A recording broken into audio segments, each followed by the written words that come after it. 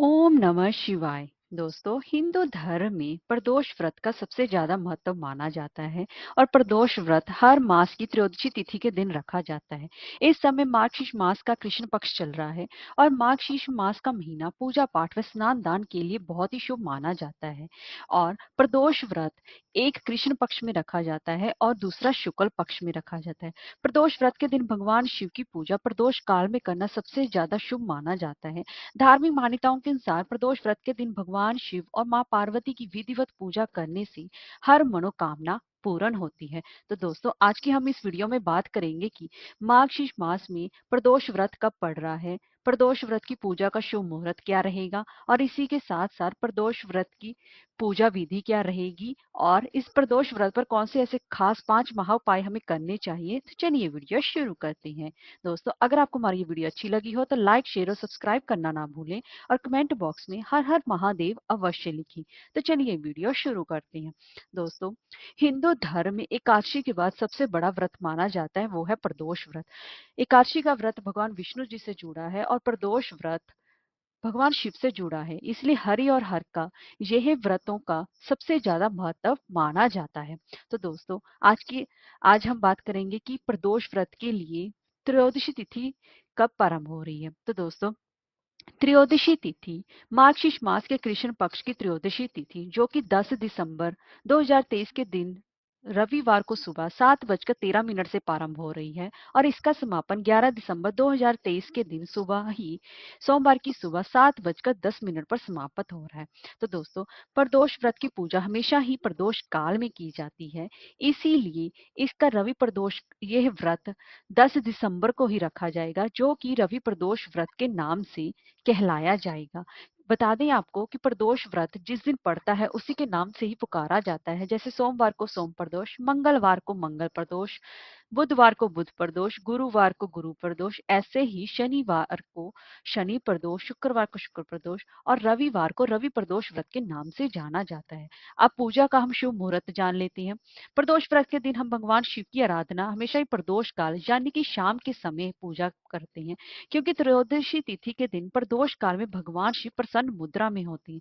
इसीलिए उस दौरान हमें भगवान शिव से अगर कुछ भी मांगा जाए तो वह सभी मनोकामनाएं पूर्ण करते हैं। प्रदोष काल सूर्यास्त से 45 मिनट पहले और 45 मिनट बाद के काल को प्रदोष काल कहती हैं और प्रदोष काल की पूजा का शुभ मुहूर्त रहेगा शाम को 10 दिसंबर को 5:30 से लेकर रात के 8:14 तक रहेगा। इस दौरान आपको विधि विधान के साथ भोलेनाथ का पूजन अर्चन अगर किया जाए तो वह सुख समृद्धि का आशीर्वाद देते हैं और इस दौरान माँ पार्वती का पूजन अर्चन करना भी बेहद शुभ फलदायी माना जाता है।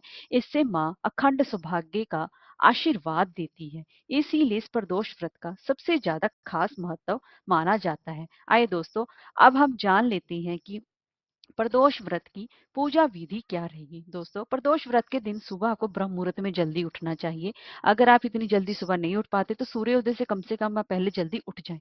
उसके बाद घर की साफ सफाई करने के बाद आप गंगा जल मिले हुए पानी से स्नान करें और अब आप पूजा की सामग्री एकत्रित करके पूजा की सामग्री के लिए आप पंचामृत बना लें और गंगा जल रख लें और बेल पत्र, धतूरा, ये सब चीजें, जनेऊ वगैरह रख लें और पास के किसी शिव मंदिर में जाएं और वहां पर सबसे पहले गणेश जी का पूजन अर्चन करें और उसके बाद माँ पार्वती का पूजन अर्चन करें और फिर कार्तिकेय और नंदी जी का पूजन अर्चन करने के बाद भगवान शिव का पूजन अर्चन करें और वहां पर अपने प्रदोष व्रत का संकल्प लें कि आप किस रूप में प्रदोष व्रत करना चाहते हैं। प्रदोष व्रत आरोग्य के लिए किया जाता है, इसीलिए इस दिन का सबसे ज्यादा महत्व माना जाता है, क्योंकि इस दिन सूर्य भगवान का दिन होता है, इसीलिए प्रदोष व्रत का सबसे ज्यादा खास महत्व माना जाता है।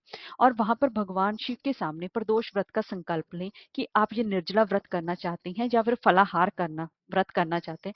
एकादशी व्रत की तरह ही इस प्रदोष व्रत में भी अन्न का दाना ग्रहण नहीं किया जाता। इस बात का विशेष ध्यान रखें, आप ब्रह्मचार्य का पालन करें और पूरा दिन मन ही मन ओम नमः शिवाय मंत्र का जाप करते रहें।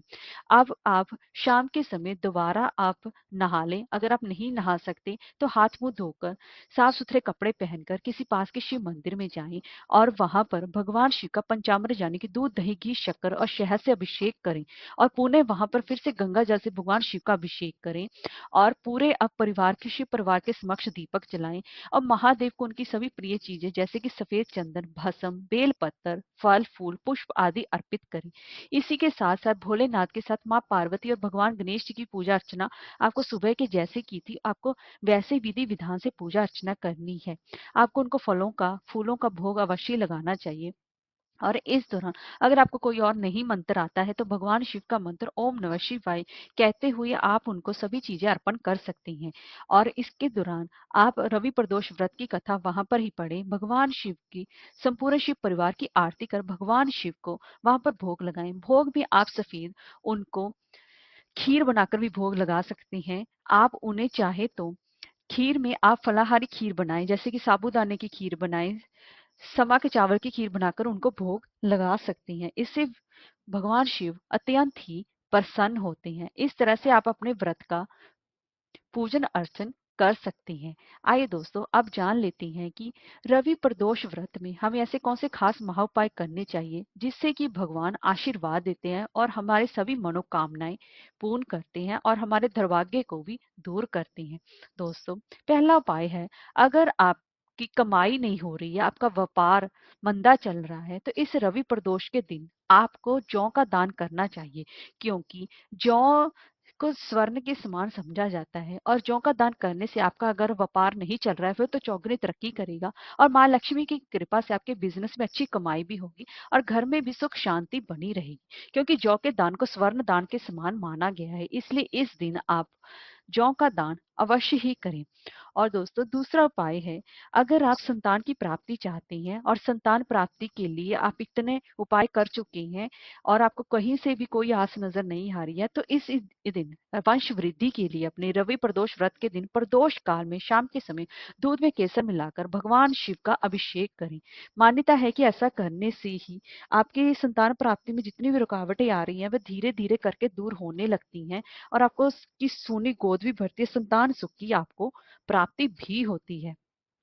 और दोस्तों इस दिन अगर आपके दाम्पत्य जीवन में मिठास चाहते हैं, आपका दाम्पत्य जीवन सही नहीं चल रहा है, तो इस प्रदोष व्रत में शाम की पूजा के समय जौ का आटा भगवान शिव के चरणों से स्पर्श कराकर उसकी रोटियां बना लें। अब इसे किसी बैल या फिर गाय के बछड़े को खिलाएं। मान्यता है कि ऐसा करने से आपके दाम्पत्य जीवन में मिठास आती है और अगर आपको धन की अभाव की कमी चल रही है वह भी आपकी दूर हो जाएगी। अब दोस्तों अब हम जान लेते हैं कि अगर आपकी शादी नहीं हो रही है तो हमें इस दिन कौन सा खास उपाय करना चाहिए। अगर आपकी शादी हो भी चुकी है और आपके दाम्पत्य जीवन में परेशानी चल रही है तो उसके लिए हमें क्या उपाय करना चाहिए।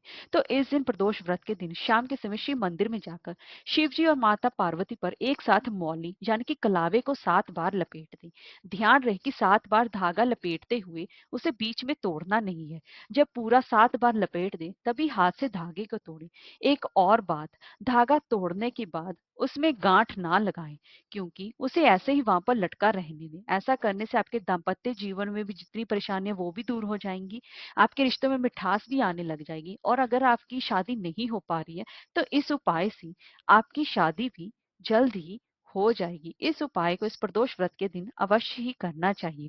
और दोस्तों पांचवा और आखिरी उपाय, अगर घर में आपके संतान और माता पिता के बीच अनबन चल रही है, आपकी और आपकी संतान के साथ नहीं बन रही है, तो इस मार्गशीर्ष मास की इस रवि प्रदोष व्रत के दिन बेल पत्तर में शहद लगाकर भगवान शिव को चढ़ाना चाहिए और पूजा के बाद ये बेल पत्तर थोड़ा सा अपनी संतान को भी खिला दे, पूरा ना सिर्फ थोड़ा सा ही खिला दे।